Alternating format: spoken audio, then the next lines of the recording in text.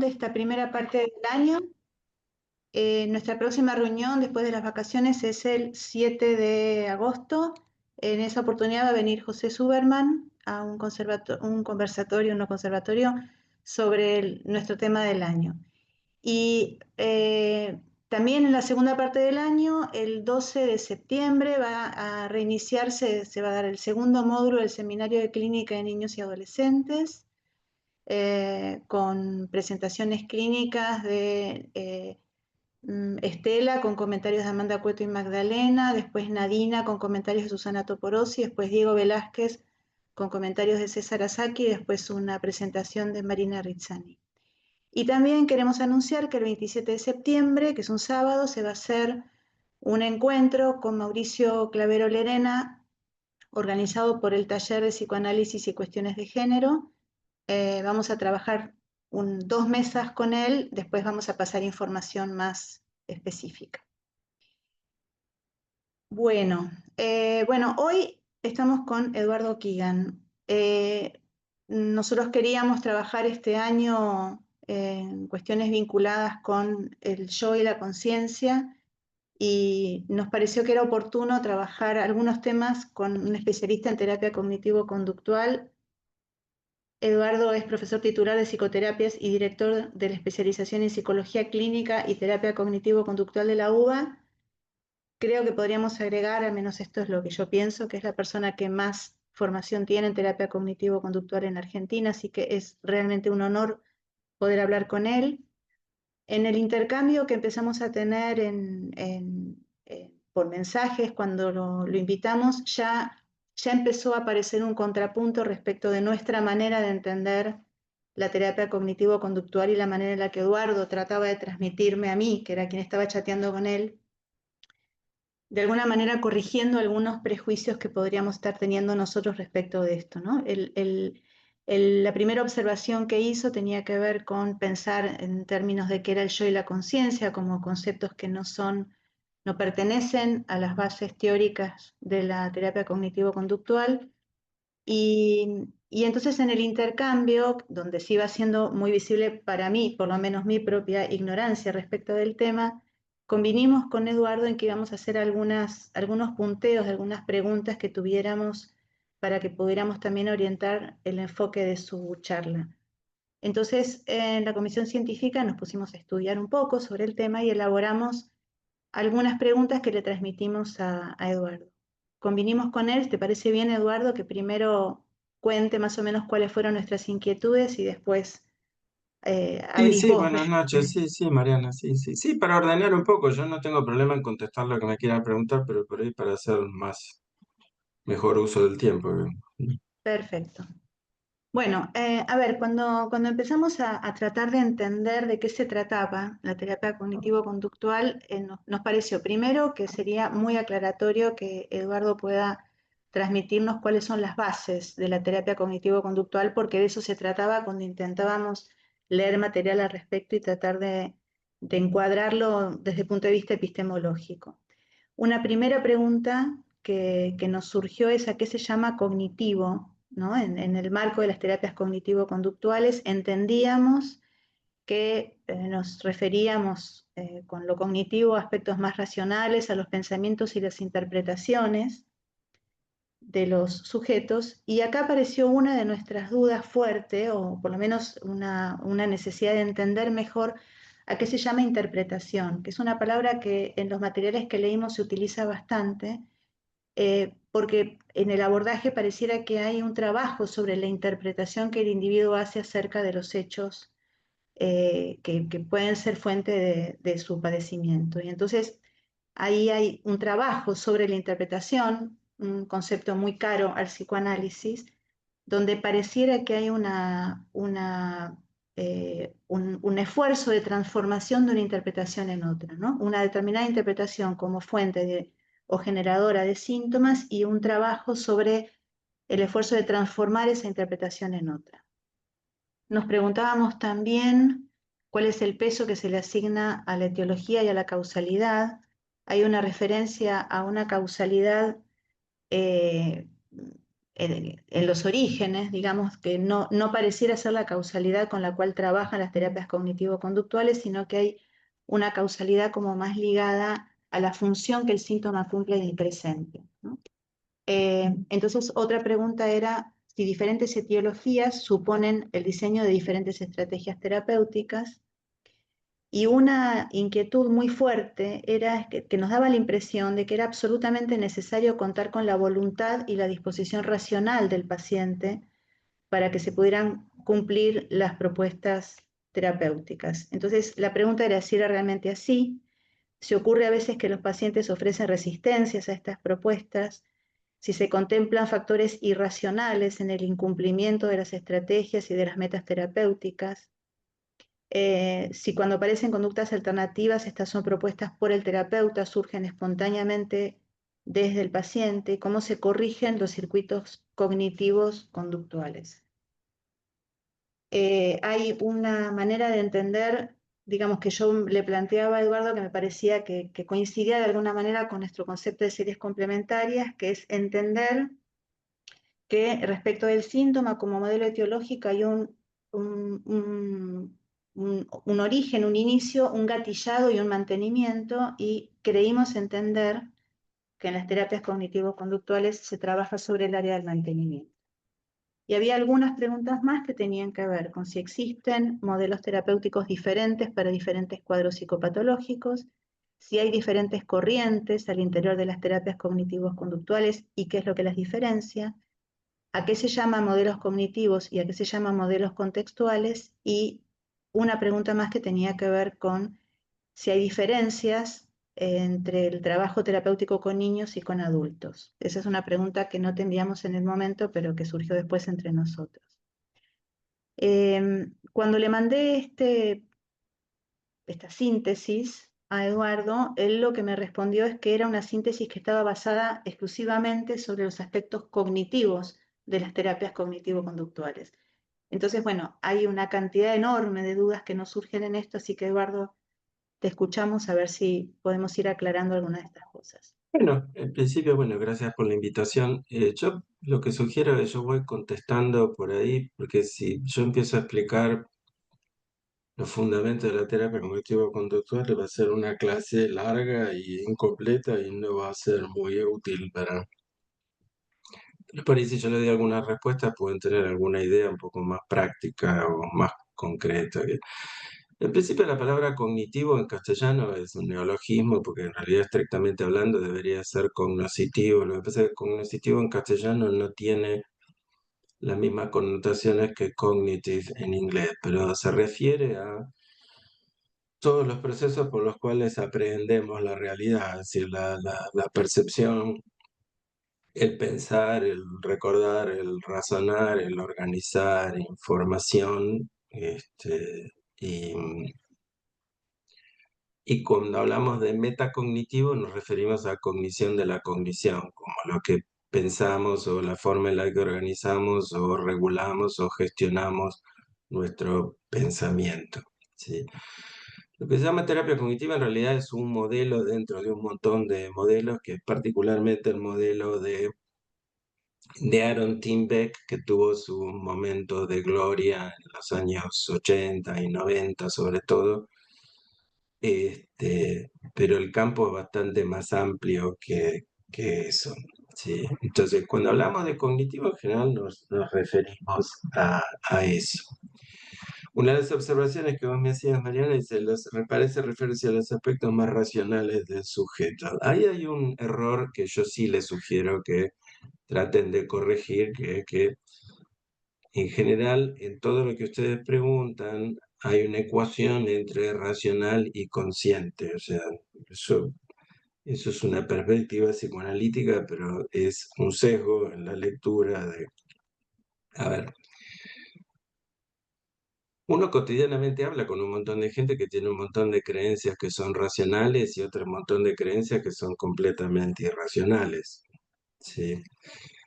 Ahora, el, que la gente tenga creencias irracionales y que tenga psicopatología son dos cosas distintas, digamos. De hecho, a 1.200 millones de personas en el mundo que piensan que Dios es una trinidad, donde uno es un pajarito, el otro se representa como un ojo dentro de un triángulo, y el otro es un hombre que murió y resucitó a los 2 días y nadie les daba lanzapina. Entonces, bueno, eso no es una creencia racional, es una creencia religiosa.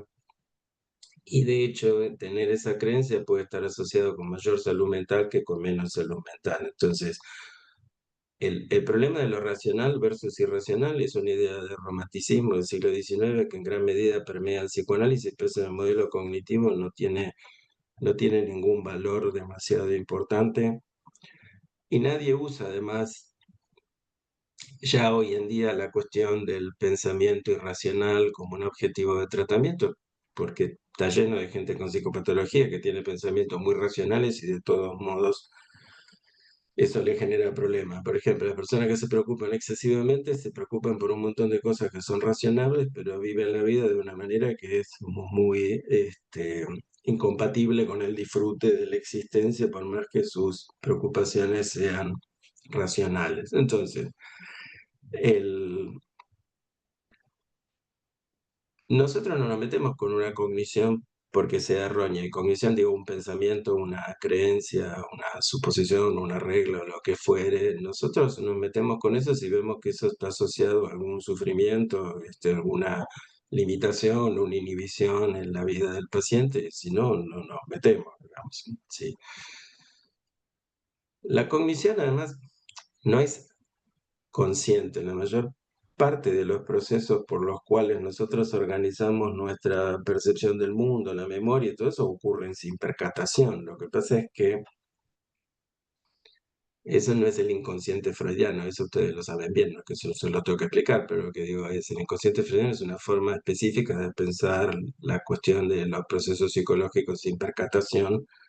Es un modelo dinámico. Bueno, el modelo dinámico en el modelo cognitivo-conductual no, prácticamente no existen y nada se explica en términos de montantes de energía, ni de movimientos de energía, ni nada por el estilo. Entonces, a ver, el consciente y racional no es lo mismo y que algo sea consciente o que no sea consciente no tiene mucha relevancia clínica. Por ejemplo,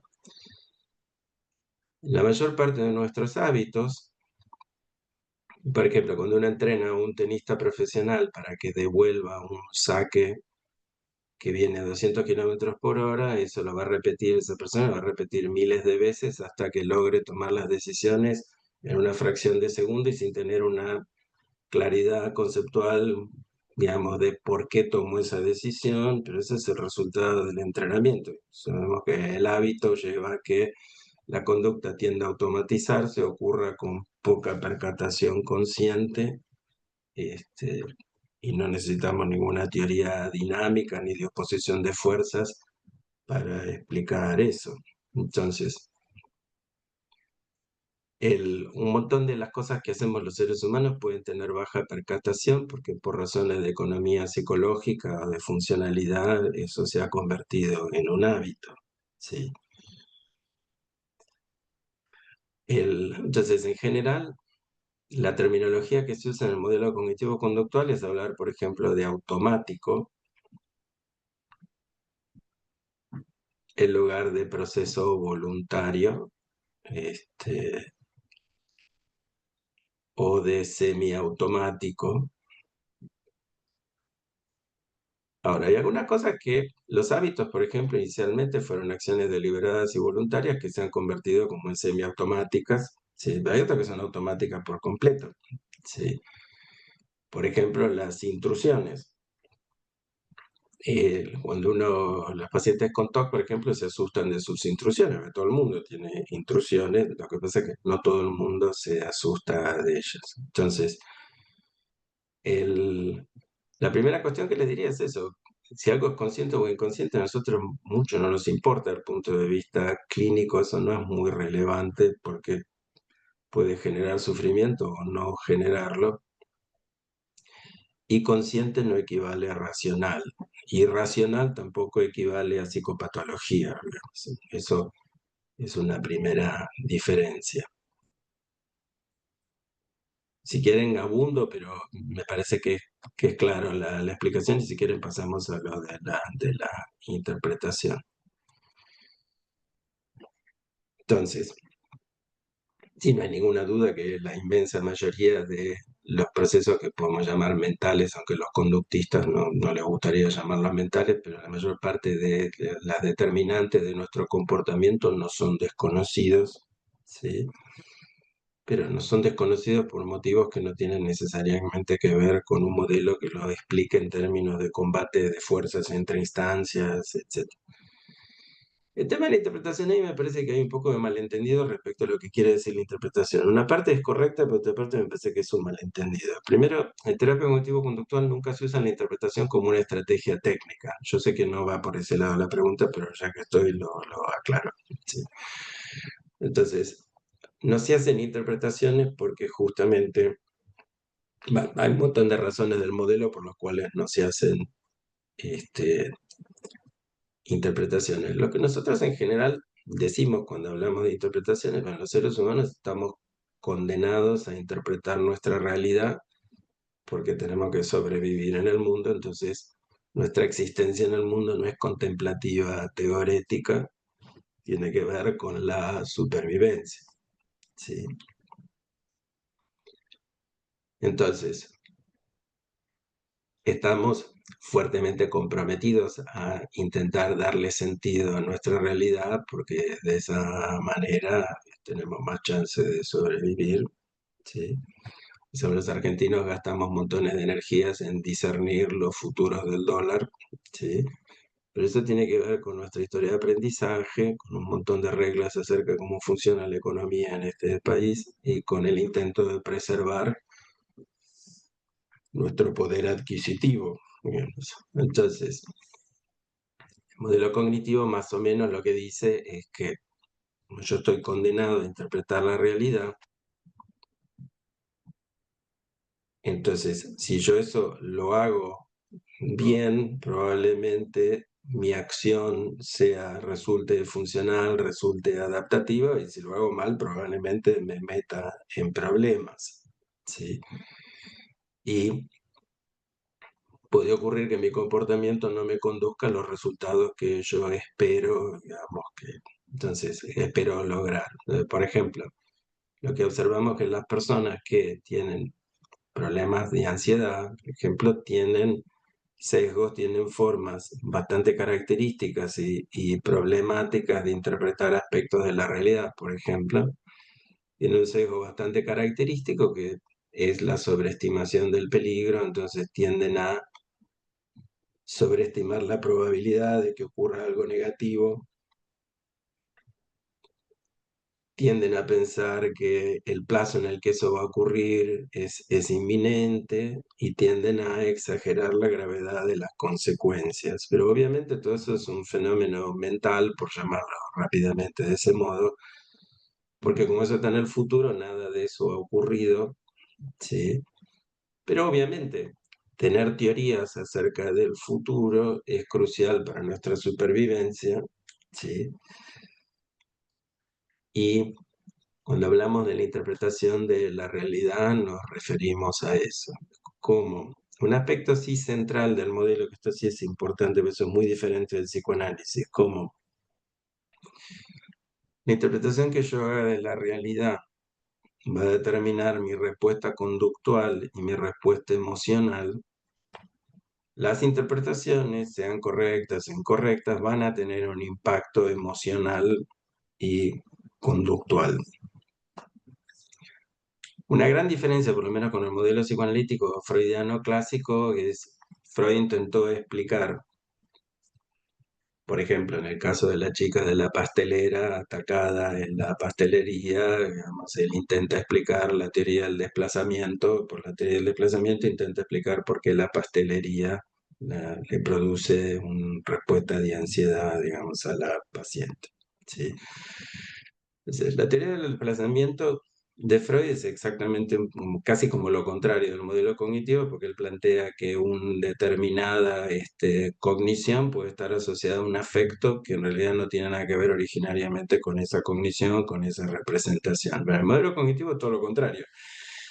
es si una persona siente ansiedad respecto a un determinado evento es porque lo percibe como amenazante, ¿sí? A ver, lo de la pastelería se explicaría de otra manera, pero lo estoy explicando para referirme a la teoría del desplazamiento. Típicamente nosotros explicaríamos eso con la teoría del condicionamiento clásico, pero ya que digo es, la pastelería ha adquirido el significado de peligro y como se ve ese contexto como peligroso, produce, digamos, ansiedad, ¿sí? Entonces, hay una idea que sí es bastante extendida, porque la terapia cognitivo-conductual es una familia de psicoterapias, no es una única forma de tratamiento, son un montón de tratamientos que tienden como a compartir algún elemento básico. Lo que tienden a compartir es la idea de que la cognición, la emoción y la conducta son tres sistemas interdependientes. Si cambia uno, forzosamente van a cambiar los otros dos. Entonces, si el comportamiento del paciente cambia, va a cambiar su forma de pensar y su forma de sentir. Si cambia su forma de pensar, va a cambiar la respuesta. Entonces, esto vale para todas las circunstancias, involucren psicopatología o no involucren psicopatología. Entonces, por ejemplo, eh, las personas que tienen trastornos alimentarios suelen tener conductas compensatorias que son un desastre, pero básicamente porque creen que van a funcionar, ¿sí? Entonces, no es que sean irracionales, me parece que sean falsas, pero no son necesariamente irracionales, ¿sí? Entonces, por ejemplo, pueden pensar bastante razonablemente que si vomitan van a terminar preservando menos calorías que si no vomitan, lo cual es parcialmente cierto, pero hay un montón de otros aspectos que hacen que esa conducta no sea una gran idea. Por ejemplo, que uno no pierde tantas calorías, que uno se va a hacer pelota a los dientes, que va a terminar lastimándose la mano, que puede terminar con desequilibrios electrolíticos, bueno, una cantidad de cosas, ¿sí? Pero a priori y superficialmente la idea parece bastante razonable y hasta puede producir un cambio emocional de alivio porque la persona piensa que de alguna manera ha cancelado la consecuencia temida. ¿Sí?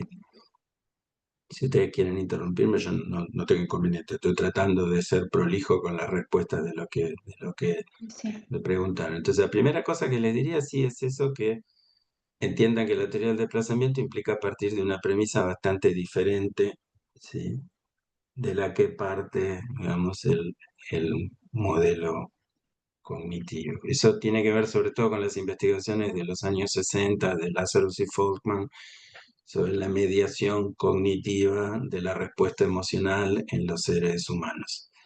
Y por ahí para decir una premisa básica de los modelos cognitivos, estos modelos conductuales no lo comparten, pero digamos, los modelos cognitivos, la idea básica es que la respuesta de una persona ante una determinada situación va a estar mediada por su sistema de creencias, según cómo la persona filtre con su sistema de creencias lo que le ocurre, será su respuesta emocional, conductual y cognitiva. ¿Sí? Ustedes díganme si hay algo que yo digo que parece obvio, que no, o algún término que yo use que no sea claro. Entonces, cuando hablamos de No, interpretación, agrego que a todos los que estén en el auditorio, si alguien quiere levantar la mano porque quiere alguna aclaración específica, que lo haga y incluimos esta cuestión en el diálogo. sí, o el chat si quieren. Ujú. Entonces, acuérdense de eso, que esto está visto como tres sistemas que funcionan en causación recíproca o en interdependencia, como lo quieran llamar. Por ende, yo cuando quiero cambiar cualquier cosa en psicoterapia, puedo intentar modificar la conducta, modificar la cognición, modificar la emoción. Eso va a producir cambio en los otros dos sistemas. Lo que pasa es que sobre lo que yo tengo mayor control voluntario es sobre la propia conducta. Entonces, por eso es mucho más probable que intente modificar la conducta o en segundo lugar la cognición en lugar de intentar modificar linealmente las emociones, cosa que en general funciona mal. ¿Sí? Pero en general cuando hablamos de interpretación significa eso, es cuál es el sentido que el paciente le atribuye a un evento y algún sentido le va a tener que dar siempre. ¿Sí? Inclusive, digamos, encontrarlo sin sentido es darle un sentido, digamos, pero alguna interpretación el paciente va a hacer de ese evento. ¿Sí? Hay un chiste bobo sobre eso que dice que la persona depresiva sale de la casa y pisa caca de perro y dice esto me pasa a mí porque yo siempre cometo errores, etcétera, etcétera, soy un desastre. La otra persona ansiosa sale, pisa caca de perro y piensa ahora si voy al trabajo así van a tener una pésima opinión de mí, pero si voy a casa y me cambio los zapatos voy a llegar tarde, me van a despedir y eso. Y el terapeuta cognitivo sale y dice qué suerte que hoy me puse zapatos, digamos. Es decir, es un chiste bobo, pero a lo que apunta es que el evento es el mismo, pero el procesamiento se ve en general en las personas depresivas, tiende a haber una personalización del evento negativo, en las personas ansiosas la tendencia a pensar que eso va a llevar a consecuencias catastróficas, en la persona que no tiene psicopatología puede haber una interpretación distinta, ¿sí? Sí. Pero la gente está condenada a interpretar la realidad porque es crucial para su supervivencia. Sí. Entonces, hay evidentes problemas con las interpretaciones de la realidad. La gente que tiene erotomanía, que tiene pensamiento paranoide, puede tener interpretaciones muy inflexibles, ¿sí?, de la realidad. Y en general, el tratamiento no apunta a que los pacientes tengan pensamientos adaptativos, sino que tengan flexibilidad cognitiva. Perdón, Karina, creo que Karina, levantó. Sí. sí, Karina. Quería preguntarte, ¿cuáles son, estás hablando de cogniciones, emociones y conductas, ¿no? Como un sistema ahí que se va como pensar que es primero el huevo o la gallina, ¿no? O cómo lo piensan ustedes, digamos, ¿qué activa primero? No Eh, hay un primero, porque es imposible que uno exista sin el otro. Es como si primero está el cerebro o la conducta. Bueno, sí. Ujú. Como que cualquiera puede desencadenar, un pensamiento puede desencadenar. Sí, cualquiera puede desencadenar y además eso en general es como medio irrelevante, ¿viste? Es como porque vos al paciente nunca lo agarrás en el tiempo cero, es muy difícil. Es decir, para cuando vos lo ves, bueno, vos ves un paciente con un trastorno de pánico, el paciente por ahí hace 30 años que viene haciendo interpretaciones catastróficas sobre sensaciones que son normales. Sí. Quería preguntarte dos cosas. Una, ¿cuáles son las técnicas que se usan en una sesión analítica? ¿Cómo se diagrama una sesión en una terapia cognitiva conductual? Y una cosa que escuché, que no sé si es cierta, es que se utiliza como un tipo de diálogo socrático, como preguntas. ¿A qué se refiere eso? El otro no te lo puedo contestar porque el entrenamiento en terapia cognitivo-conductual son 4 años. Contarte cómo se organiza una sesión me lleva 1 hora y media, digamos. Bueno, Pero no, a ver, te lo ok, puedo ok, contestar, ok, pero hace mucho ok. tiempo. Mira, el diálogo socrático es justamente una estrategia que se usa cuando vos querés ayudar al paciente a tratar de entender con mayor claridad cómo piensa acerca de un problema, sobre todo si vos pensás que el paciente puede enojarse, sentirse perseguido o algo por el estilo. Esto segundo es menos importante, pero el diálogo socrático suele usarse sobre todo cuando vos tenés una ruptura, un conflicto con el paciente, pues una manera de explorar qué hiciste vos que enojó al paciente que no entendés. Pero la función del diálogo socrático es, suponete, una vez una alumna me decía, si usted fuera menos crítico del psicoanálisis sería más popular. Yo le decía, claro, pero la cuestión implícita es que vos pensás que lo que a mí me motiva es ser lo más popular posible. Esa es una suposición de mi alumna, o que los profesores deben esforzarse mucho por ser populares y su apego a la investigación o a los hechos es lo de menos, lo importante es ser popular. Eso, Karina, es un ejemplo de diálogo socrático. ¿Sí? El paciente te está diciendo algo que es implícito que es un poco como cuando vos trabajás con las reglas de la gramática. Cuando vos tenés chicos en el colegio, los chicos ya hablan castellano, ya usan la gramática. Vos lo único que haces en realidad es hacer que se percaten de las reglas que ya cumplen. Sí, pero esas reglas las aprendieron cuando aprendieron a hablar el idioma. Sí. Lo único que haces es ayudarlo a esclarecer, ¿viste? Por ejemplo, la preposición a que se utiliza para personas en el castellano y que no se usa para objetos. Uno dice, llevé a Juan a su casa, y dice, llevé un bolso a casa. Uno no dice, llevé a un bolso, porque no es una persona. Por eso, cualquier persona que hable castellano sabe hacerlo, aunque tal vez no sepa. El diálogo socrático es una técnica donde vos tratás de explorar cómo piensa el paciente acerca de una situación y ayudarlo a explorar te puede permitir después hacer otras cosas. Por ejemplo, discutir con el paciente si la apreciación que hace de la situación cierra con los datos o no cierra con los datos, o ver un poco cómo se generó esa creencia, o ver si no se le ocurren y explicaciones alternativas para ese mismo fenómeno. Pero es mucho más fácil si vos lo haces una vez que el paciente tiene más en claro qué es lo que piensa sobre el tema. Sí. Algunos cuestionan que se llame diálogo socrático, porque dice que Sócrates en realidad terminaba confundiendo a la gente y la gente terminaba más confundida que antes, pero entonces proponen llamarlo de otra manera. Pero, sí, perdón, Juan Carlos creo que tenía un... Sí. A ver, bueno, habría muchas cosas para preguntarte, eh, pero había que opcionar por alguna. No, me quedé con el ejemplo que diste de la persona que pisa en materia fecal, caca en la calle y que hay como diferentes maneras de reaccionar frente al mismo acontecimiento. Y esto tendría que ver con distintas maneras de cada uno de procesar ese tipo de dificultad. Eh, Me parece que ahí estaríamos de acuerdo. El problema es que lo que tal vez yo agregaría desde el punto de vista psicoanalítico, como diferencia, es que cualquiera de esas explicaciones serían maneras de racionalizar eso que al sujeto le ocurrió. Sí, pero ese es un supuesto de psicoanálisis, Juan Y Carlos, eso bueno, es entonces es un imposible. supuesto de la No, no, cognición. no, Por no, eso, son déjame dos. terminar la idea. Después te No, no, digo, está bien, pero digo, ok, a ver, si no vamos a terminar como en los mismos lugares comunes. Yo te dejo terminar la pregunta, pero que eso es una racionalización, es partir de aceptar la teoría psicoanalítica. Entonces, bueno, Claro.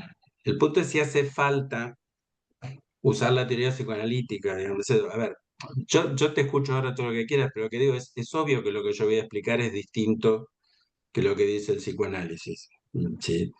Y es obvio que, sí, ustedes pueden decir, bueno, eso en realidad es el producto de actividad inconsciente y está sobredeterminado por... Sí, también, pero las teorías son distintas, después lo que tenemos que discriminar es quién tiene mejor investigación empírica detrás de eso.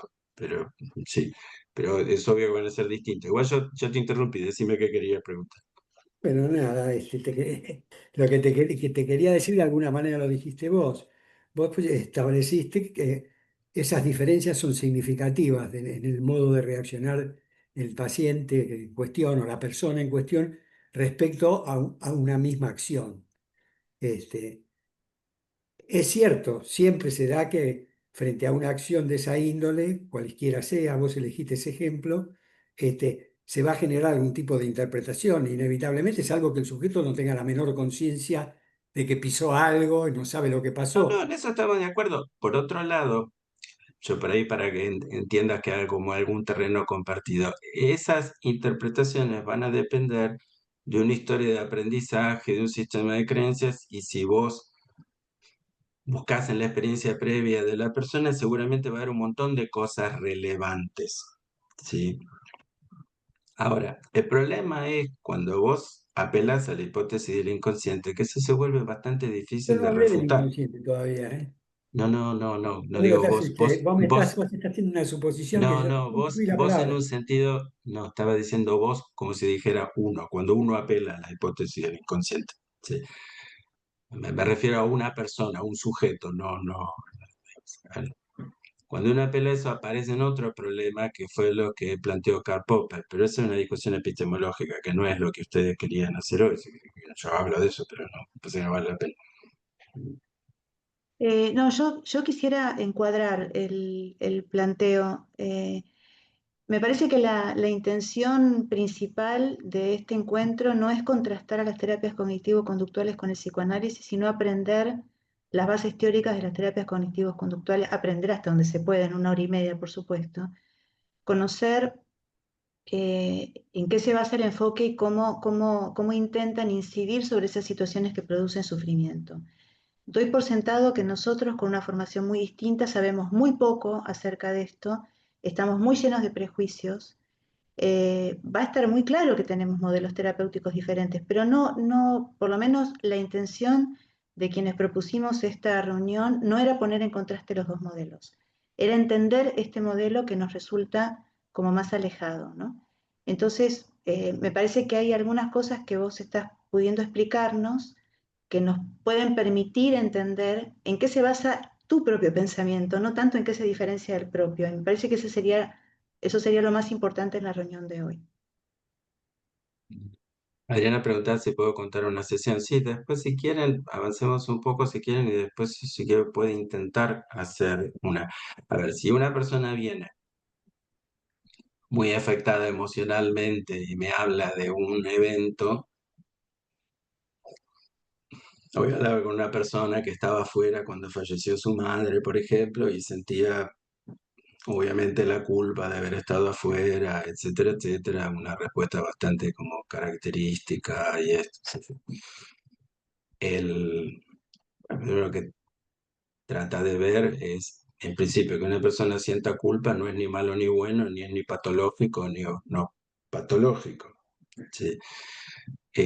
Si se mandó un flor de cagada y se siente culpable, me parece bastante adaptativo, digamos, si uno no querría interrumpir, digamos, ese proceso. ¿Sí? El problema cuando la persona empieza con un montón de autorreproches que no parecen estar basados en nada, entonces uno puede explorar un poco más, digamos, esa cuestión.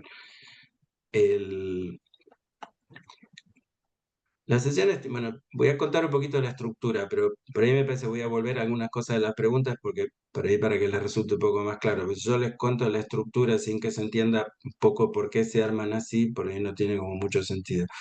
Ya los primeros 5 minutos se dedican a establecer un puente con la sesión anterior y revisar un poco lo que el paciente ha hecho en la semana, porque la idea de la psicoterapia involucra la asignación de tareas entre sesiones, y no es que son tareas en un sentido escolar, sino que el paciente ponga a prueba algún tipo de ejercicio o de practicar, hacer algo diferente y que nos traiga un poco la experiencia, el feedback que genere, digamos, eso que hizo entre semana. ¿Sí? Y después se intenta organizar un poco como un orden del día para tratar de ver a ver qué se va a discutir en la sesión. Los últimos 5 o 10 minutos de las sesiones son para hacer un cierre, para planificar a ver en conjunto con el paciente qué se va a acordar para que haga entre sesión y sesión. Y el medio de la sesión, digamos, es el desarrollo de lo que sea la agenda, el tema y eso. El contenido de la sesión va a depender un poco, suponiendo un tratamiento muy simple, donde uno esté aplicando alguna cosa protocolizada, uno va a tener la idea que va a utilizar algunas estrategias que tengan que ver con el tema que hay que cubrir, digamos, en esa sesión. Por ejemplo, hoy trabajé con un paciente que tiene ataques de pánico, estuve haciendo un poco de psicoeducación de la ansiedad, explicándole por qué tiene las sensaciones que tiene, cuál es el mecanismo biológico por el cual aparecen esas sensaciones y la interpretación que él está haciendo. Este paciente me decía, me estoy quedando sin aire, me estoy muriendo. Yo le decía, mira, la verdad que es literalmente lo opuesto, vos estás hiperventilando y la verdad que si te pusieras un oxímetro verías que tenés un nivel de saturación altísimo. El problema no es la sensación que tenés, el problema es la interpretación. Ahí ustedes ven un ejemplo de lo que yo les decía. El problema es la interpretación de las sensaciones. Las sensaciones son completamente normales, pero la interpretación que haces es tremendamente amenazante y tiene por consecuencia involuntaria activar cada vez más el mecanismo que en realidad querrías apagar. Entonces, el paciente quiere hacer una cosa, pero en la práctica está haciendo lo contrario. Los tratamientos con casos muy simples pueden ser como muy protocolizados, con casos muy complejos en general no se usan protocolos, se usan fases de tratamiento y las sesiones pueden variar bastante. Esto varía mucho según el tipo de trastorno, los tratamientos son distintos según los trastornos, pero la tendencia en los últimos 20 años en algún sentido lo hace más parecido al psicoanálisis porque cada vez más los tratamientos se basan en ciertos procesos básicos que tienden a ser comunes a un montón de psicopatologías y no tanto en protocolos de tratamiento completamente distintos entre sí. Contrariamente a lo que se suele creer, el blanco del tratamiento, pero una de las preguntas no son los síntomas de los pacientes, que por supuesto son importantes. Lo blanco del tratamiento en general son los procesos, los mecanismos que dan lugar a los síntomas.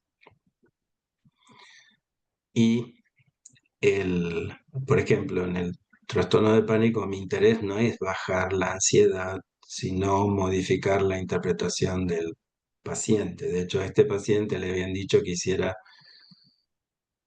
bueno, que intentara respirar más lentamente. Yo le decía, mira, eso te puede ayudar, pero nuestro objetivo no es bajar la ansiedad, nuestro objetivo es modificar la interpretación que vos haces de las sensaciones. Entonces hay una diferencia entre actuar sobre un síntoma y actuar sobre un mecanismo. ¿Sí? De hecho, uno de los tratamientos para eso puede ser justamente, junto con el paciente, exacerbar las sensaciones para modificar la interpretación de las mismas, y exacerbar una cuestión sintomática para que el paciente cambie la manera de pensar.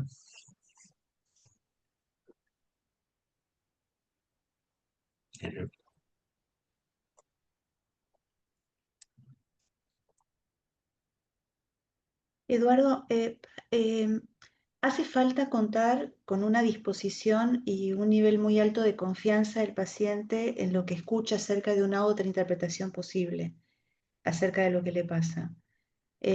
Cuando uno se Esos son los encuentra... genéricos, eso es como los genéricos de la psicoterapia, Mariana, es decir, Sí, los sí, psicoterapeutas pelean por todo, menos por el hecho de que para tener un buen tratamiento tiene que haber un clima de confianza, aceptación incondicional, calidez, etcétera, etcétera, y eso. Y además, uno no puede entrar a lo bestia a cuestionarle la interpretación a los pacientes como si nada, digamos. Eso, el primer paciente tiene que, como yo suelo decir a los pacientes, yo opino simplemente porque usted vino a ver. De la misma manera que acá, yo le digo esto porque me invitaron, si no, claro. no No, interrumpiría.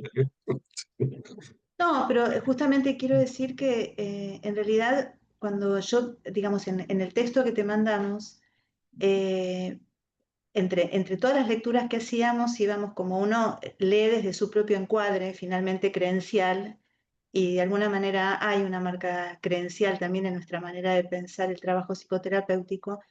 Hay enlaces que uno va haciendo con aquello que conoce. Quizás esos enlaces después se van desarmando a medida que uno va conociendo más profundamente aquello que le resulta ajeno.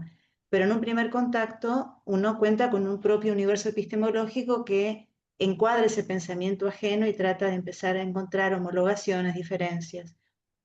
Y en un punto, No, no, está bien. Lo que estamos- pasa es que, disculpame en ese sentido ahora, es que justamente eso es un poco lo que plantea el modelo cognitivo, que cuando uno se acerca a un objeto de estudio nuevo, en general uno aplica todo el sistema de creencias previo, entonces pasa lo que decía el conde de Buffon cuando vino a América, que decía que los pájaros en América cantaban mal porque no cantaban como los pájaros europeos. Entonces, eso es un poco lo que nosotros tratamos de hacer. A veces cuando uno intenta abordar estas cosas, se encuentra con mucha más claridad con los supuestos que uno tiene. claro, Sí. claro. No, incluso los supuestos en realidad a mí me hacían pensar, no sé, yo no pretendo en esto representar el conjunto, pero a mí me hacían pensar en cuántas veces yo utilizo herramientas de ese tipo, ¿no? Es decir, que hay una perspectiva que a mí me parece que de alguna manera es fuente de sufrimiento y empiezo a trabajar sobre un contraste posible, de otra interpretación posible acerca de esa fuente de sufrimiento, ¿no? Con diferentes niveles de resistencia, pero digo, me parece que es un punto de partida que en definitiva es la función que debemos cumplir también los terapeutas, ¿no? Y que no nos resulta tan ajena como Pero herramienta. está bien. Esteban me hace una pregunta. Dice, en caso de trabajo con equipos interdisciplinarios en discapacidad, me pasa que otros profesionales, psicopedagogos, mayormente fonoaudiólogos que trabajan en una formación de TCC, me interesa preguntar cómo se puede construir puentes para trabajar en conjunto o qué elementos considera que se comparten como para ir desde ahí. Lo que pasa, Esteban, que mira, yo tengo una formación en psicoanálisis y por lo menos, a ver, no es que soy un gran psicoanalista, pero por lo menos tengo una idea de la teoría, entiendo de qué se trata, entiendo de que en general lo que nosotros recibimos de los psicoanalistas tradicionalmente es desprecio o desinterés. Es medio difícil desde esa posición poder cooperar mucho.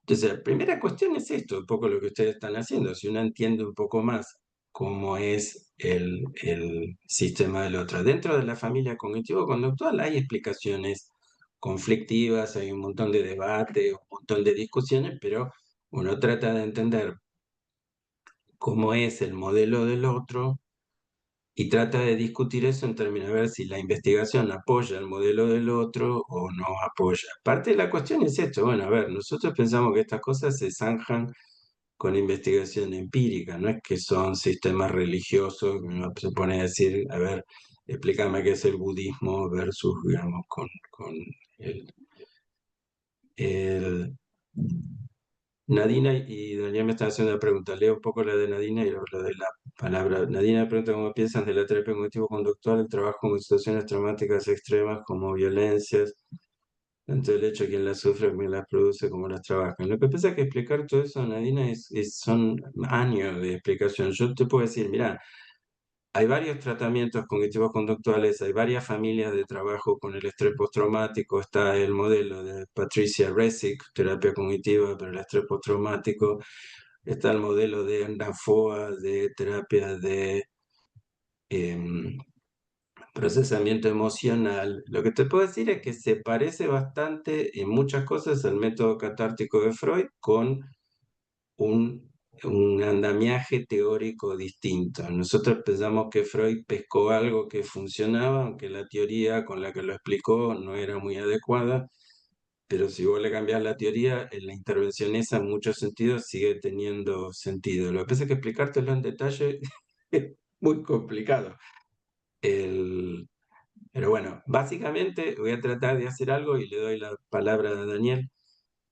Mientras el paciente evite cognitiva, emocionalmente, conductualmente todo lo relativo al trauma, es imposible que deje de tener síntomas. Esto es lo mismo que observó Freud. Y como Freud observó, el tema es si los pacientes aceptan entrar en contacto con los recuerdos, con las experiencias emocionales y con los contextos, de a poco, él decía, se produce el Turharbeiten, y nosotros decimos se produce procesamiento emocional. La teoría es distinta, pero los nombres son distintos, pero de la misma manera que Freud dice, bueno, algo pasa que los pacientes logran bajar la experiencia de ansiedad, entonces eso se convierte en un recuerdo penoso, pero ya no tenés flashbacks, ya no tenés y eso. Entonces, conceptualmente lo grosero se parece bastante, la explicación de por qué eso funciona y qué ocurre es muy diferente, pero ahí si querés tenés una cuestión muy básica, es que las conductas evitativas impiden el reaprendizaje. Si la persona evita el trauma, evita el recuerdo del trauma, no el trauma, perdón, si evita el recuerdo del trauma, es imposible que se produzca procesamiento emocional, pero claro, la evitación en el corto plazo produce alivio. Entonces la persona se ve en el dilema de abandonar un alivio en el corto plazo en función de un sufrimiento que tiende a pensar que no va a cambiar. Daniel, perdón. Bueno. No, por favor. A ver, yo me acerco a la terapia cognitivo-conductual, creo que sin, no solo sin desprecio, sino con curiosidad genuina. Y te pregunto, ¿Hay algún tipo de patologías que ustedes creen que es más eficaz a través del tratamiento cognitivo-conductual? Suele decirse trastornos borderline, eh, fra- eh, personalidades frágiles, versus, Eso es como medio al revés, en realidad. Bueno, a ver, mira, yo no te sé, contesto bueno, ahora. dale, dale, No, dale. no, no, no, por eso que digo. Mira, primero, hay que discutir cómo se contesta, Daniel.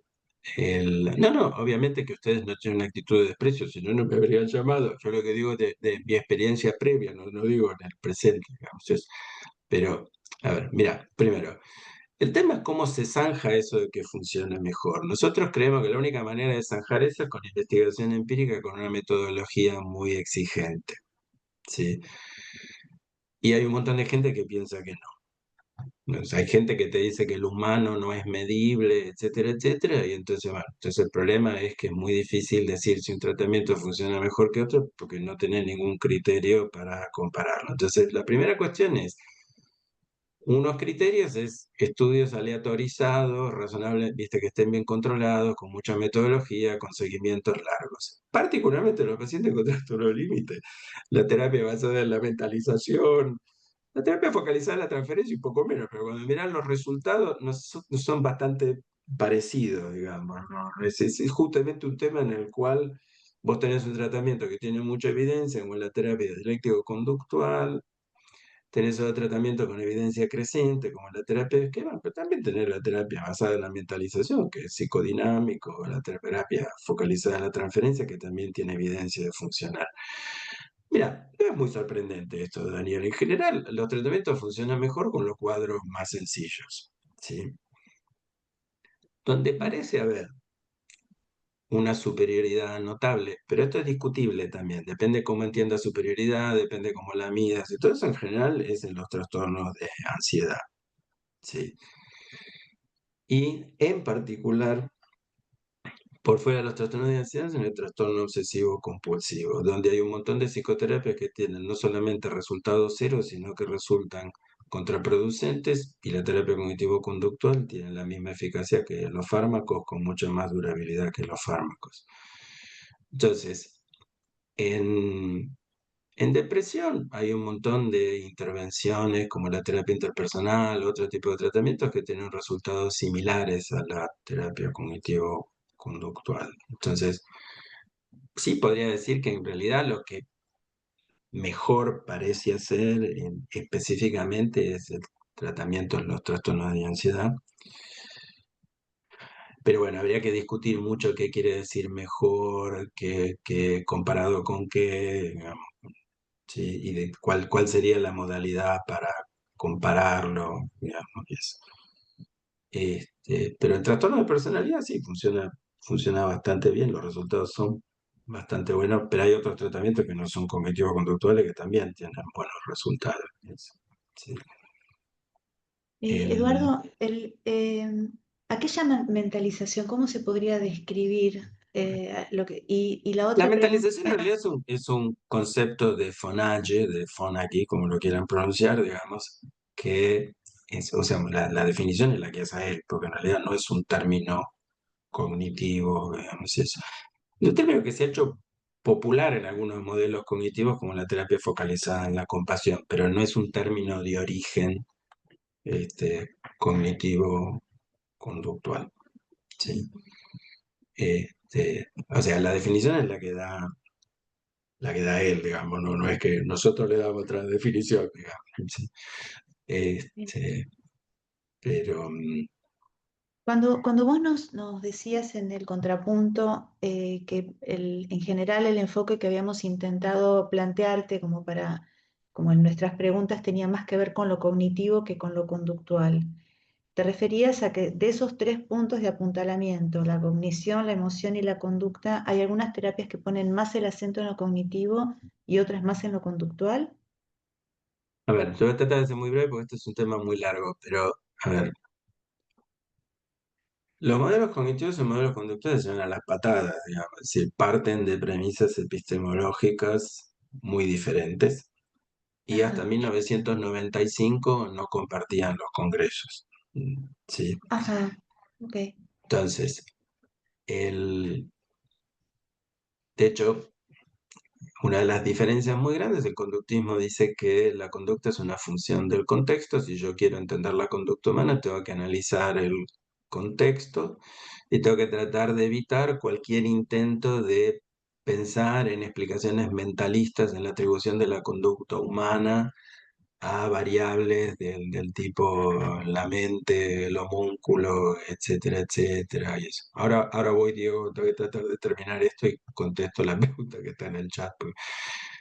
Entonces, lo que pasa es que, esto te voy a dar una explicación de entre casa. Entonces, bueno, el conductismo está muy enfocado en la función de la conducta. Esto es, el conductismo plantea que el impacto, esto por lo menos hay varias teorías conductuales. Primero, todo el conductismo ustedes saben que se desarrolla en la investigación del aprendizaje humano y hay varias teorías conductistas. La primera de todas, pero no es la única, es la del condicionamiento pavloviano, cuando Pavlov descubre que si uno toma un estímulo que ya de fábrica produce una respuesta y lo asocia con otro estímulo, ese segundo estímulo La por campana. repetición y presentación, puede producir la respuesta. Entonces eso permitía, por ejemplo, explicar lo que intentó explicar Freud con la teoría del desplazamiento de una manera distinta, con la ventaja de que es muy fácil hacer 200 millones de estudios de laboratorio para la teoría del condicionamiento clásico. Y la teoría de Pavlov del condicionamiento clásico tenía una ventaja que sugería bastante cómo había que hacer el tratamiento, que si uno dejaba de asociar el estímulo con la amenaza, se iba a curar, que es un poco lo que hace Freud en el método catártico. Yo confronto al paciente con el recuerdo, como el recuerdo en sí mismo no es peligroso, a la corta a la larga eso va a dejar de generar la respuesta, digamos, de afecto desagradable. Después está la teoría del condicionamiento operante, que es la de Skinner. Hay otras también, pero la teoría del condicionamiento operante dice que la frecuencia de una conducta va a depender enormemente de lo que ocurra en el ambiente cuando esa conducta se despliega. Entonces, por ejemplo, si yo hago algo y eso se ve fuertemente reforzado porque lo halagan, me dan un premio, me dan una recompensa, va a aumentar esa frecuencia. Si eso puede ver reforzado porque eso se ve seguido de un alivio, como tomar una benzodiazepina, entonces la conducta de sacarle una benzodiazepina a una persona va a ser muy difícil, como pasa con los pacientes con trastorno límite. Entonces, el reforzamiento negativo cumple un papel explicativo bastante grande en el tratamiento de los problemas de ansiedad, por ejemplo. Y después tenemos las consecuencias de castigo, que puede ser castigo positivo si yo agrego algo, castigo positivo si yo le saco algo, digamos eso. Y después la tercera es la teoría del aprendizaje social, que plantea que los seres humanos aprendemos mucho por modelado. Entonces a veces podemos aprender a temer viendo la respuesta de nuestros padres a una cosa, y aunque no hayamos tenido ninguna experiencia como la que describe Pavlov, igual tememos porque vemos que el otro teme. Entonces, todas esas teorías no se desarrollaron para hacer psicoterapia, todas esas teorías se desarrollaron para entender el comportamiento humano en general o para entender el aprendizaje, y después alguien decidió aplicarlas. Y en eso tuvo mucho que ver la Segunda Guerra Mundial, porque había una demanda tan enorme de tratamiento psicológico, entonces había desesperación por encontrar recursos. Ahora, el problema es que el modelo conductual, por ejemplo, se pregunta por la función de la conducta. Esto es el para qué se despliega una conducta, y no se preocupa mucho si la persona se percata de esa función o si la función le es desconocida. Lo que le interesa es analizar la función. Entonces, la idea es que en el tratamiento uno trata de reemplazar una conducta que tenga función X, por ejemplo, regular la ansiedad, por otra que tenga la misma función, pero que no sea desadaptativa. Por ejemplo, que en vez de cortarse con un cuchillo, la persona hable con una amiga, ¿sí? O se lave la cara con agua fría, que evidentemente va a ser mejor que ir por la vida, digamos, cortándose. El problema, y esto es un poco lo que yo le digo de entre casa, que los terapeutas cognitivos, los terapeutas conductuales se asesinan, se matan por las razones por las cuales los pacientes hacen esto o lo otro, pero después cuando tienen que hacer indicaciones a los pacientes están como completamente de acuerdo. Sí. Entonces uno dice, tiene que hacer exposición para lograr la extinción de la conducta y el otro dice, tiene que hacer un experimento conductual para cambiar el sentido excitatorio que le da a determinada situación. Después en la práctica el paciente hace lo mismo.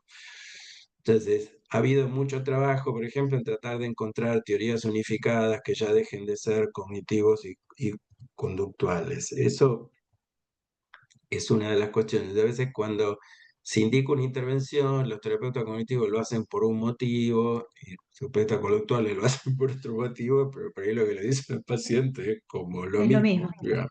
Ajá, Sí. Entonces, ajá. Diego me dice, la confianza en relación paciente-terapeuta, el alivio que produce hacer dialogar a un sujeto de su interpretación rígida, única de la realidad con otras posibles interpretaciones, pues en terrenos comunes a las dos corrientes. Sí, Diego, eso siempre. A ver, esos son los factores comunes de la psicoterapia que Paul Bachtel o algunos psicoanalistas han planteado, bueno, que son factores comunes que funcionan en todas las psicoterapias y no hay duda de que eso contribuye a los efectos. Toda la investigación de Lambert, por ejemplo, sobre esos factores, no hay duda. La discusión es si la psicoterapia funciona solamente por esos factores, lo que se conoce como veredicto del pájaro dodo, todos han ganado y todos merecen premios, y ahí hay una discusión. En general, el campo cognitivo-conductual no está muy de acuerdo con el veredicto del pájaro dodo y cree que es una cosa como un poco de otra época, digamos. Pero que vos decís, la confianza ayuda a curar, la flexibilidad para interpretar la realidad también, sí, sí, eso seguro. Y uno puede hacer eso muchas veces sin siquiera proponérselo con distintos marcos teóricos y a veces cuando uno hace una intervención con una persona que ni siquiera es un paciente y puede tener un efecto este, terapéutico. Es decir, sí, hay factores comunes. Tampoco es que esto no tiene nada que ver. De hecho, si ustedes miran un tratamiento cognitivo-conductual para pacientes con la patología X y miran lo que propone por ahí una intervención psicoanalítica, es probable que se parezca en muchas cosas. ¿Sí? Pues tampoco es que los pacientes son tan distintos como para que den para tratamientos que sean, digamos, completamente diferentes. ¿Sí? Eduardo, pero cuando la interpretación es una interpretación que podríamos decir no es equivocada, por ejemplo, sufro porque se murió mi esposa, ¿no? ¿Cómo se acompaña esa situación? Porque ahí hay un enlace donde la interpretación es fuente de sufrimiento, pero quizás uno pensaría, Yo te bueno, puedo contar, digamos, empáticamente, también de eso, voy a tratar de ser breve. Primero, una vez me reí hace muchísimos años, cuando yo era muy joven, de una paciente que me decía, creo que la relación con mi novio ha terminado, y como estaba muy deprimida, yo pensé, bueno, tal ya, vez perdón, que... Adriana, no sé qué estás haciendo, pero hay un problema con tu pantalla. Ahí está, ok. Entonces, bueno, yo pensé que era una cosa típica de estar deprimido, y se pregunto, bueno, pero ¿en qué te basás para decir eso? Y me dice, lo llamé a mi novio y me dijo, no me llames más, estoy saliendo con otra mina, voy a cambiar el número de teléfono. Bueno, parece una interpretación bastante correcta. Ahora, el tema es que después aparecían ideas como nunca más conoceré a un hombre, viviré sola, etcétera, etcétera. Esas sí, esas otras ideas vos las puedes trabajar un poco más en el sentido clásico de, bueno, ahí lo que está generando más sufrimiento es esa interpretación catastrófica. Cuando el sufrimiento es legítimo, lo que uno hace es validar la experiencia emocional, Mariana. Validar implica comunicar que eso que se siente es razonable, dado lo que está ocurriendo y eso. Y bueno, eso es como genérico de la psicoterapia. Si uno valida la emoción, y la emoción se atempera, si uno acompaña al paciente, la experiencia emocional se hace como más tolerable. Pero, ¿viste? Bueno, el sufrimiento, me decía Freud, bueno, el sufrimiento propio de la existencia humana, eso lo atravesamos todos. Justamente una de las características de nuestro modelo es no pensar que el sufrimiento tiene que ver con la psicopatología, el sufrimiento es ubicuo, digamos, y Claro, lo que tratamos de hacer es reducir, como decía Freud, la parte neurótica del sufrimiento, la que se puede reducir. Alberto. claro. Hola Eduardo, ¿qué tal? ¿Qué tal? Por un inconveniente llegué tarde a la reunión, lamento muchísimo, pero te quería de todas maneras hacer una pregunta. Si se pudiera hablar de una especie de campo donde hay homogeneidades en las terapias cognitivo-conductuales, que ya pasó a ser una especie de denominación genérica, ¿no? Me gustaría si nos podés contar, y esto pido disculpas si ya lo preguntaron antes, porque acabo de decir, llegué muy tarde por un inconveniente. ¿Qué diferencias hay entre distintas subcorrientes? Pues sé que hay subcorrientes y polemizan también como en nuestro campo las corrientes psicoanalíticas. Dentro de lo que podríamos llamar psicoanalítico, con la definición tradicional de Freud de qué es psicoanalista, que no es una, Freud lo responde muy fácilmente, pero supongo que lo mismo podría pasar dentro del campo de este otro tipo de terapias de las que vos sos un representante, a quien Sí, invitamos, mira, no, ¿no? no hay ortodoxia en esto, Alberto. No es que hay una terapia cognitivo-conductual ortodoxa y otras que son heterodoxas. Y el fenómeno de la personalidad está limitado hasta cierto punto por la investigación, ¿sí? No es que no exista, ¿sí? Líderes mesiánicos y narcisistas tenemos todos. Claro. Podemos ofrecerles algunos si no quieren. No tenemos mucho ya, gracias. Pues, en No general de necesitamos. eso nos sobran a todos los paradigmas. Bueno, entonces, a ver, mira, Podríamos exportarse. entonces, mira, te cuento un poco la secuencia de esto. Sí, Es una sí. primera etapa, a ver, te voy a hacer una breve historia. Vos tenés primero lo que sería el conductismo británico, que eso en el año 46 se funda el Instituto de Psiquiatría en Londres y ahí Hans Eysenck trabaja con un psiquiatra inglés, el primer lugar del mundo de psiquiatras y psicólogos trabajan, y ellos desarrollan como los primeros tratamientos para ansiedad basados en modelos conductuales, ¿sí?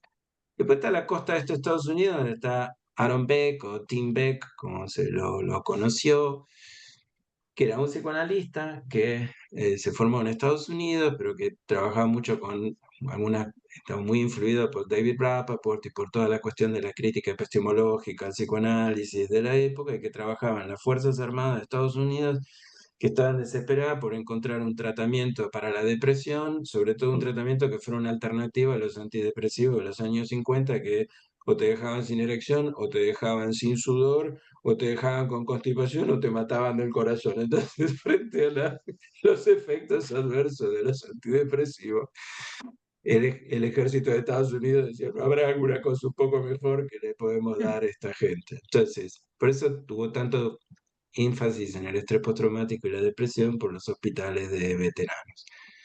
Ve que es un tratamiento que se hizo muy popular porque lo publicó en revistas científicas, en revistas psiquiátricas muy importantes, y tenía una serie de méritos. Primero que él hizo estudios de eficacia y mostró que tenía la misma velocidad, la misma eficacia que los antidepresivos. Primero lo hizo en pacientes que no podían tomar antidepresivos y cuando publica el manual en el 79 ya había 11 estudios que mostraban que el tratamiento funcionaba. Sí, funcionaba bastante bien. Otra cosa que hizo es que puso un primer módulo de intervenciones conductuales que ya se sabía que más o menos funcionaban cuando todavía no había un modelo conductual de la depresión. Le puso un módulo cognitivo y lo llamó terapia cognitiva. Y ese modelo fue muy dominante durante los años 90 para horror de los conductistas que pensaban que todo lo puro se estaba convirtiendo. Arruinando. Eso, y entonces vino el volvamos al conductismo, digamos que es el volver a Freud, vinieron nuestros lacanianos que son los de la terapia de aceptación y compromiso, Stephen Hayes, ¿sí?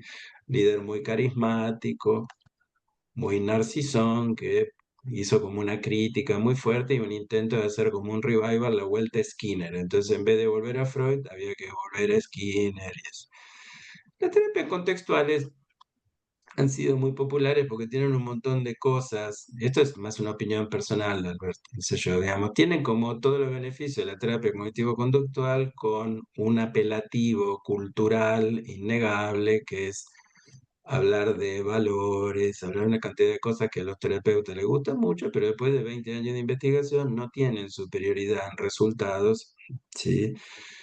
Y tienen algunos problemas metodológicos que son como bastante resonantes, pero en general la gente cuando está entusiasmada con un paradigma, los problemas metodológicos mucho no le importan. Este, pero bueno, eso, ellos crearon una asociación internacional, crearon un journal, el Journal of Behavioral and Contextual Sciences, y han tenido como un desarrollo bastante importante y han generado un montón de ideas interesantes y eso. Ya tenés, cuidado, Perdón, el modelo sí. contextual es el que estaría asociado entonces a Skinner, a la teoría del reforzamiento. Modelo contextual es un intento de volver, son modelos conductistas radicales, ¿sí? Donde tratan de explicar la cognición apelando a una teoría del lenguaje que se llama teoría de los marcos referenciales y apelan a explicar lo cognitivo, pero de una manera mucho más clásica, más skinneriana de la cognición, y lo explican como resultado de un aprendizaje por relaciones derivadas, diferencias. Bueno, es una teoría bastante compleja, este, y muy crítico, como pasa siempre, muy crítico de lo que serían los modelos cognitivos estándar. Algunas de las críticas también, digamos, no es que los modelos nunca son perfectos, pero también han generado como un entusiasmo muy grande en los terapeutas porque apuntan a un montón de cosas que les gustan además a los terapeutas jóvenes y sé yo. Y en la Argentina todo llega tarde, como pasa siempre, entonces eso que yo les cuento una anécdota personal, para que yo a Hayes, a Stephen Hayes, este hombre lo escuché por primera vez en 1999 y compré el libro de él por 2003, el libro famoso de él es del 99. Cuando yo lo traje a leer acá, el grupo con el que yo trabajo, muchos me decían, ¿por qué tenemos que leer esto? Etcétera, etcétera. Y 5 años después estaban todos convertidos a la nueva religión, bueno, estas cosas que pasan. Ahora, se ha calmado bastante porque la verdad es que los resultados no es que muestran una superioridad muy, no es que los otros tratamientos son mejores. En algunos pacientes sí, y una de las cosas que pasó es que, bueno, hubo un intento de una cosa que se llama terapia basada en procesos o terapia cognitivo-conductual basada en procesos, donde se intenta aunar la investigación y en vez de pelear sobre los dos paradigmas, tratar de entender un poco más cómo se produce el cambio, investigar más mediadores de cambio, moderadores de cambio y modificar un poco el programa, y se han calmado bastante las cosas con eso. Este, pero bueno, eso también tarda en llegar, digamos, a la Argentina. Ahora, sí, tienen un montón de publicaciones, un montón de artículos, un montón de ideas interesantes. Este, y, pero bueno, depende un poco también con qué tipo de pacientes trabajas, eso. Pero sí, no es solamente que hay corrientes, sino que hay un montón de tratamientos distintos. Hay por, qué sé yo, 20, 30, 40 tratamientos con nombres diferentes que son terapias cognitivo-conductuales. Después, si quieren, les menciono algunos. Mirta había formulado la pregunta primero. Mirta Z. Sí, bueno, muchas gracias. Muy interesante. Digo, quiero volver al objetivo de esta reunión, y hacerte dos preguntas, una relacionada con la otra, para ver si entendí más o menos bien lo que estuviste explicando hasta ahora para el objetivo nuestro, ¿no? La pregunta es, ¿el sistema de creencias y el sistema de interpretación y la interpretación tienen que ver uno con el otro, ¿verdad? Y tienen que ver con la percepción? ¿Es así? Bueno, a ver, sí, cuando uno va creciendo, uno tiene que detectar las invariancias del ambiente, uno tiene que detectar ciertas reglas, como por ejemplo uno aprende a tener cuidado con los taxis de los aeropuertos de las ciudades que visita por primera vez, porque en general uno sabe que ser extranjero tiende a aumentar la tarifa. mm, del taxi. A uno lo transportan, pero no al mismo precio que a Un personas reflejo que hablan. condicionado de los taxistas de los aeropuertos. Entonces, Acá. eso es una regla que uno puede decir es un prejuicio muy feo, ¿sí? O puede decir es una creencia adaptativa. Entonces, cuando el taxista es honesto, es un prejuicio muy feo. Cuando el taxista te quiere cobrar una barbaridad, es una creencia adaptativa. Esas creencias no vienen de la nada, Mirta, vienen pues, en relación con lo que vos me preguntas, en principio vienen un montón de la instrucción, vienen un montón de la cultura, un montón de tus propias experiencias y, bueno, si nadie, el sistema de creencias de nadie no es completamente individual, está fuertemente determinado por la familia, la cultura, etcétera, etcétera, y tu propia experiencia. Lo que ocurre es que, esto sí es importante, el desarrollo de la cognición siempre es al costo de alguna inflexibilidad, que es como vos desarrollas una regla sobre el ambiente, perdés flexibilidad respecto de reglas alternativas, que es un poco lo que yo trataba de explicar antes cuando sí, uno puede aplicar la hipótesis de la sobredeterminación inconsciente, pero no es la única forma de explicar el comportamiento humano. Entonces, hay muchas formas de explicar el comportamiento humano. Lo que pasa es que cuando uno ya adquirió una, en general me parece que todas las demás están mal, son falsas, son extrañas, como nos pasa con la cultura de los otros. Es decir, nos parece la cultura nuestra, nos parece obvia, y en cambio la cultura de los otros nos parece un conjunto de prácticas raras. Un poco tiene que ver con lo que dice ahí Estela, los supuestos básicos subyacentes y esto. Pero sí, las respuestas sí son interdependientes y están en permanente evolución. Lo que pasa es que a medida, por ejemplo, ustedes ven una cuestión de edad. Yo soy de una generación previa a la terapia de aceptación y compromiso, entonces como mi personalidad no es tan flexible y por una cuestión de edad era menos probable que yo me subiera con alto entusiasmo a la terapia de aceptación y compromiso, sobre todo cuando uno conoce a los que hicieron la teoría, es más difícil creerle, ¿sí? Eso.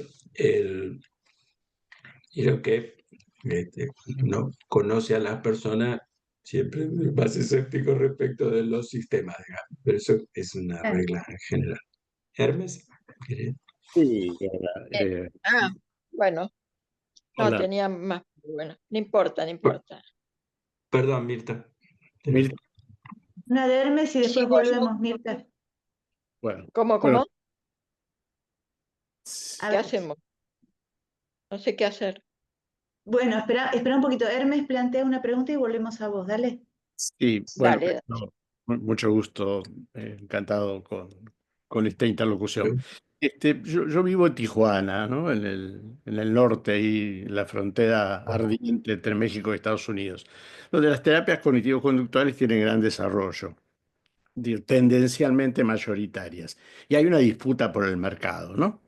Pues, entre las terapias gestálticas, las incipientes psicoanalíticas en región y las cognitivo-conductuales. Y diríamos, la propuesta para conquistar el nicho de mercado de las terapias cognitivo-conductuales está basado básicamente en la brevedad, asumiendo eficacia como correlato de brevedad. Es eficaz lo que resuelve más rápidamente el problema, y allí en la narrativa se opone al psicoanálisis por el tratamiento eterno y que termina con el abandono y no con el cierre. Sin embargo, llegan a la consulta pacientes que han pasado por todas las experiencias, inclusive por largas terapias cognitivo-conductuales. Y pensaba la investigación que hace el Hospital de Clínica de Montevideo hace años con Ángel María Ginés, donde examinan, investigan, y luego se replicó en varios países de Latinoamérica, las duraciones promediales de las terapias abiertas de diferente contexto teórico, y andan más o menos a la misma duración, salvo los dispositivos específicos que todas las corrientes tienen de terapias breves, o focales o de emergencia. Entonces, la primera pregunta es esta, ¿no? ¿Puede la terapia cognitivo-conductual reivindicar como eficacia la brevedad. ¿Es esto cierto? La clínica. No, ese es un Y la otra, malentendido. y la otra pregunta. Aquí, por lo pronto, en este recorrido que va de Pavlov a Skinner, a Bandura, a las terapias cognitivo-conductuales, etcétera, el destino final de ese recorrido aquí está siendo las terapias narrativas, ¿no? Es el punto donde están desencadenando, por lo menos por origen, No, aunque no por lógica. las terapias narrativas son de otra época, Hermes. Que eso llegue a México no quiere decir que sea del flavor of the month, digamos. Son de la década del 80. Al sur de Vale. Estados Unidos me refiero también. No, está bien, yo digo, lo que puede ser popular, digo, si eso, pero, a ver, son dos cosas distintas. Una cosa es la disputa por el mercado, otra cosa, otra cosa es la moda y eso. Mira, primero, terapia cognitivo-conductual no es sinónimo de brevedad, porque en realidad los tratamientos de los trastornos de personalidad son de largo plazo, es 1 año y medio, 4 años, digamos, y los estudios son largos. El estudio que se está haciendo ahora comparando dos modalidades de terapia cognitivo-conductual para trastorno límite, el tratamiento eran 25 meses, ¿sí? Entonces, primero, es breve si el paciente tiene un problema que se puede resolver con un protocolo breve. De eso es un primer malentendido. Y que la terapia pueda funcionar en forma breve no quiere decir que la persona que la demanda puede ser tratada, porque viste, cuando vos decís que un tratamiento es breve, te vienen todas las personas con trastorno límite que quieren curarse en 4 sesiones, pero que la clientela quiera curarse y que vos lo puedas curar son dos cosas distintas. Lo que sí te diría que no es que la eficacia se asume, porque la eficacia de los tratamientos está amparada por estudios. Lo que pasa es que, bueno, pero está amparada por estudios que son pacientes con ciertas características que no son todos los pacientes. Es decir, vos el trastorno de pánico lo puedes tratar en 8 o 15 sesiones, siempre y cuando el paciente tenga un trastorno de pánico y no tenga un bruto trastorno de personalidad, además del trastorno de pánico, porque si no, ahí la historia es distinta. Entonces, el tema de la brevedad en general es un malentendido o es un argumento de marketing como mal usado, digamos, porque aunque todas las terapias pueden ser breves y eso. Investigación sobre la eficacia y la duración y todas esas cuestiones. Bueno, mira, primero yo la investigación en ese tipo de cosas, las investigaciones en Montevideo, todas esas cosas, primero tenés que mirar es si los terapeutas son realmente representativos de aquello que hacen o si no tienen un problema de la investigación de lealtad. No estoy juzgando esa investigación porque no la conozco en detalle, pero digo, cuando haces investigaciones comparativas, tenés que tener un montón de cuidado. Yo te puedo decir algo más sencillo, digamos, que es, los pacientes que tienen casos complejos demandan tratamientos extendidos en el tiempo y vos tenés, qué sé yo, terapia basada en la mentalización que funciona o tenés terapia eléctrico-conductual que funciona, pero ninguna de las dos es breve. Entonces, esto no es un problema de brevedad o de larguedad, digamos. Es un tema de si vos puedes inventar un tratamiento que tenga resultados razonables, que los resultados se sostengan en el tiempo, que lo puedas probar, digamos, de alguna manera con algún tipo de metodología. Como yo mencionaba antes, no es que la terapia cognitivo-conductual es la única terapia que funciona para cualquier cosa, ¿sí? Lo que sí tiene, y en ese sentido sí, debo decir, es abrumadora la diferencia de investigación que tiene. Entonces, eso lleva a algunos problemas. Con esto me callo la boca, ¿sí? Que a veces cuando te dicen todas las terapias funcionan iguales, te comparan 100 tratamientos, de los cuales 98 son cognitivo-conductuales y 2 no lo son. Entonces te dicen, todas tienen resultados muy parecidos. Bueno, ¿entendés? Entonces, es como la Copa América, 9 directores técnicos son argentinos, ¿viste? Claro, los países son distintos, pero los directores técnicos vienen todos del mismo lado. Entonces, Claro, a son veces las investigaciones metaestudios. tienen ese problema, digamos, sí. Ujú. Mirta quería hacer una pregunta más y es la última por el horario, ¿sí? Mirta. No sé si vale la pena, Mariana, porque realmente es volver al objetivo nuestro de por qué queremos hablar con esto y ver si es en lo poquito que dijo Eduardo, si Sí. habíamos entendido bien y en qué divergía. pero bueno, puede quedar para hablarlo entre nosotras. No, agrega lo que ibas a decir y seguramente No, después de la respuesta de... quería definir bien lo que era sistema de creencias e interpretación referido a la percepción y a autores que ampliaron, que rectificaron, que discutieron, justamente con Freud, que no es el único que sienta las bases, y este sistema de creencias, de interpretación y de percepción tiene rápidamente, después de Freud, autores en donde todo esto se historiza y se ve la génesis de lo que se sostiene con esta interpretación y con esta creencia. Y Bueno, lo que entonces, pasa es que la tradición esta, Mirta, perdón, la segunda pregunta, en este sistema, digamos, de conducta, de cognición y de emoción, ¿cómo entraría la variable contextual? bueno, Eso. eso depende del Algo de enfoque. Si discusión. sos un conductista radical, vas a pensar que la conducta es una función del ambiente que está fuertemente determinada por el ambiente y siempre que intentes explicar el comportamiento humano, vas a adquirir la perspectiva de campo. Vas a decir, esta persona hizo esto porque se vio presionada por estos factores contextuales, por esta historia de aprendizaje, el comportamiento presente de una persona es el resultado de su historia de aprendizajes y como estos aprendizajes en la mayoría de los casos ocurren sin percatación, cuando vos le preguntas a la persona por qué hace algo, te dice sus razones, pero sus razones nunca son las causas. Entonces hay que discriminar entre las razones que los pacientes aducen por las cosas que hacen y las causas que en general no las conocemos ni las podemos Ujú, modificar. ujú. Porque una observación importante respecto de eso, todos trabajamos en el presente, nadie viaja en el tiempo. Es uno de los errores que uno muchas veces ve en estas discusiones, es que los psicoanalistas a veces nos hablan como si pudieran ir atrás en el tiempo e impedir el abuso de la chica en la pastelería. Bueno, nadie puede hacer eso. Entonces nosotros no podemos trabajar con las causas a pesar de que nos gustaría.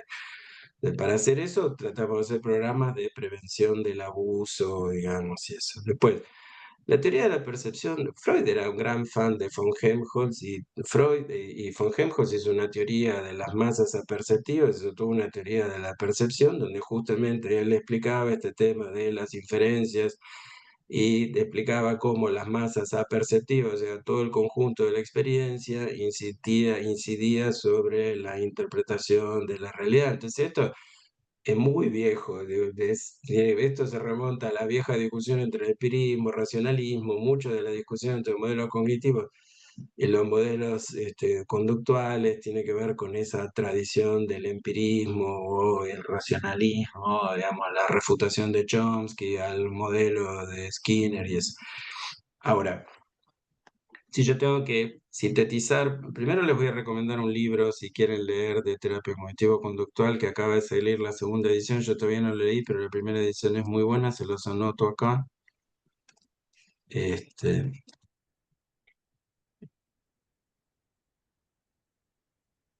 salió el año pasado, salió en el 2024, se llama Doing CBT, David Towling. Es un libro que explica el modelo bastante bien porque además explica un poco lo que me preguntaba Alberto, las variaciones de las distintas corrientes, digamos, las distintas perspectivas, y da algunas como versiones alternativas. Ese libro para hacer un intento de ver algo que es moderno, que está bastante bien explicado, y eso es, es un buen libro. El otro tema, miren, una de las cosas que se plantea mucho el conductismo es esto de que, vieron, el conductismo tiene una fuerte influencia del positivismo lógico. Entonces una de las cosas que plantea mucho es cada vez que nosotros abordamos un problema, ya el lenguaje que tenemos determina bastante cómo pensamos el problema, un montón de cosas que determinan cómo piensa el problema. Entonces, a ver, tener una formación en psicoanálisis lo va a llevar a tener un montón de supuestos. Eso, bueno, no es un problema, es como esperable que ocurra. Lo que pasa es que justamente cuando uno quiere conocer un fenómeno nuevo, tiene que partir de la premisa de que puede ser nuevo, porque si no uno empieza con el tema de tratar de ver las correlaciones término a término, y nunca hay correlaciones término a término, como un idioma, que hay palabras que son intraducibles de un idioma al otro. Ujú. Entonces, a ver, esto no es la panacea, ni como dice uno de mis discípulos, que dice, qué suerte, Eduardo, saber que practicamos la terapia verdadera, ¿no? Que, pues, creo que no es un sistema religioso, digamos, esto. Pero si quieren entenderlo un poco más, lo que pasa es que es complicado contestar esto. Yo lo que sí les puedo decir algunas cosas. Consciente y racional no es lo mismo, digamos. Y acá el problema, digamos, en este modelo, que algo sea consciente o inconsciente no nos dice nada sobre que sea importante o menos importante, o patológico o no patológico, digamos. Sí. Un montón de nuestros procesos de aprendizaje ocurren inconscientemente, digamos, y esto, qué sé yo. Sí. Entonces, eh, después, em, las intervenciones técnicas son muy distintas, pero porque el punto de partida es muy distinto. Si uno no piensa que el comportamiento humano tenga una sobredeterminación inconsciente, entonces hay un montón de cosas que no tiene sentido hacer y hay un montón de otras cosas que uno piensa que sí puede ser. Nosotros apelamos a la voluntad del paciente, que es una de las preguntas, porque el paciente tiene que darnos el consenso. A veces, en muchas cosas que yo veo del psicoanálisis, hay una cosa como paternalista del siglo XIX, como uno sabe lo que le conviene al paciente. Eso tiene que ver con lo que se conoce como principio de beneficencia. Bueno, pero nosotros que venimos después de la Segunda Guerra Mundial, conocemos también el principio de autonomía y la persona tiene derecho como a decidir. Entonces, la primera cuestión, uno siempre tiene que apelar a que el paciente decida hacerlo. El paciente no lo quiere hacer, tiene todo el derecho del mundo de no hacerlo. Nosotros no hablamos de resistencia, hablamos de evitación. O sea, entendemos que el paciente puede tener un montón de razones para querer evitar una experiencia desagradable, pero decir que se resiste es como una posición paternalista, como que nosotros sabemos lo que le Claro, conviene, lo cual es cierto, nosotros sabemos lo que le conviene, como suele ser el caso de la madre. El problema es que no somos la madre del paciente y el paciente no tiene 4 años. claro. Entonces tiene que estar como dispuesto a eso. De todos modos, el libro de Tolkien es muy bueno. Si quieren, lo pueden ver como una referencia bastante actualizada. Hay cosas, Ujú. yo les digo sinceramente, algunas cosas que no las contesto porque yo me da explicaciones como larguísima. Y ese es otro de los problemas que uno encuentra, que en general la gente piensa que para estudiar lo que hace se necesitan 5 años, pero para entender lo del otro con 1 hora alcanza. Eso en Claro, general, claro, claro. este, eso en general no es No. así. Los modelos todos en general son bastante complejos y llevan tiempo. Sí. Ujú. Sí, no, en esta reunión la verdad es que no pretendíamos agotar el conocimiento sobre las bases. Es una primera aproximación. Yo creo que es una aproximación que además lo que intenta es remover prejuicios en todas las direcciones.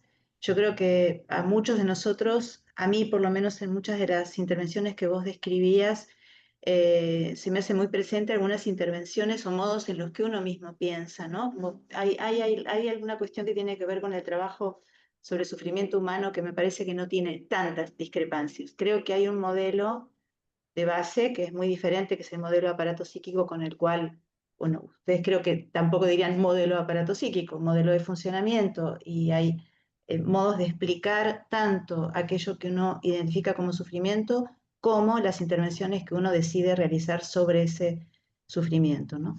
Pero en términos de intervenciones específicas, yo la verdad creo que nosotros utilizamos también, ¿cómo era el término que utilizaste vos?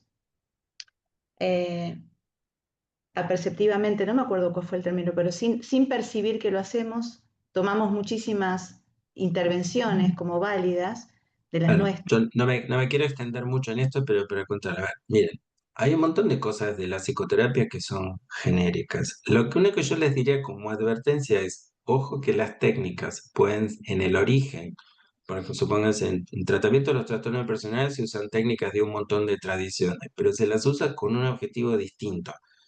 Entonces, tengan cuidado que a veces la técnica está tomada de esa tradición, pero lo que se persigue con la técnica es diferente. Claro, claro, ok. Sí. Bueno, acá en el chat hay un montón de agradecimientos, Eduardo, no voy a leer todos. Muchas gracias, No, muchas lo gracias, estoy viendo acá, Eduardo. tengo abierto el chat. Bien, agradezco a quien pensó en esta presentación, el correrse de nuestra posición para pensar desde otro lugar ya es enriquecedor, muchas gracias. Bueno, hablando de flexibilidad. Bueno, sí, me parece que esa era la idea, ¿no? Poder también encontrar niveles de plasticidad en el propio pensamiento. Bueno, Eduardo, te agradecemos un montón, nos Bueno. desmuteamos todos como hacemos habitualmente para aplaudir cuando algo nos gusta, porque si no, no aplaudimos. Así que, bueno, Bueno, muchas gracias. Muchas muchas gracias. gracias. Muchas gracias. Muchas gracias. Muchas gracias.